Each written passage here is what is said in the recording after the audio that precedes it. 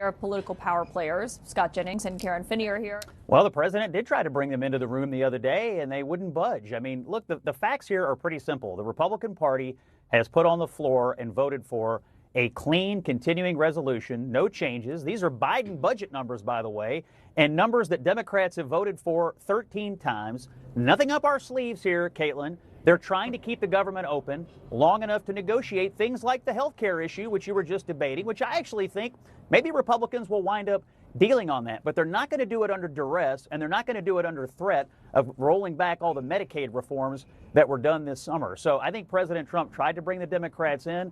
And at the end of the day, I think the American people know here they're looking at two parties. One's trying to do a bunch of funny business. One's trying to keep the doors open. And right now, I don't think the funny business side is winning in the eyes of the American people. Well, I just want to correct something. You know, Scott, you know how much I respect you, but let's be honest here.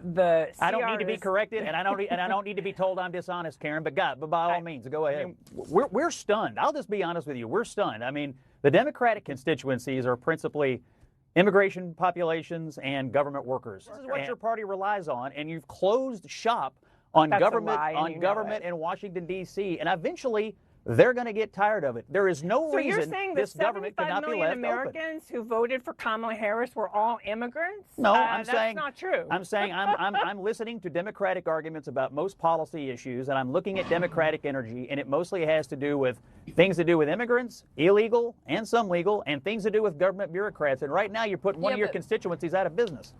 Can I say one thing, which is that people who are in the country illegally cannot get these subsidies that we're talking about? Sure they can. No, they can't. No, they can't. It's federal law, Scott. Who do you think pays when they go to the emergency room? It's the Medicaid emergency program. Going to the emergency room is not getting an Obamacare subsidy. You guys are conflating. You guys are conflating these issues. You're conflating these issues. And you're being dishonest with the subsidies are a separate issue. The Medicaid program cuts are a different thing. Right, but I'm talking about subsidies. Medicaid and the Obamacare stuff are two different issues. And I said the subsidies may get negotiated over time, but what Democrats want to do is roll back what the Republican Medicaid reforms were. They want, look, I don't understand why everybody's so mad. For time immemorial, Democrats have argued that it's good. It's good for illegal immigrants to get Medicaid. Every candidate for president in 2020 raised their hand for it. In the big, beautiful bill debate, they argued it was good policy. I can't believe there's an about-face of the Democratic Party on it today. Raise your hand if your government plan would provide coverage for undocumented immigrants. Hold on. I got a question for Karen, but Scott, I will say, people who are in the country illegally also can't get Medicaid. Sure they can. Law. Sure they can. They can't get Medicaid. They also Medicare, can't register to vote. They also can't register to vote, but we just found one in Maryland who was running the Des Moines school system. Oh, my God, one! I mean, I'm telling you, you guys say these things can't happen, and then they happen. Scott, but I'm just saying it's federal law. And you can run cover for it if you want, but they do get federal tax money.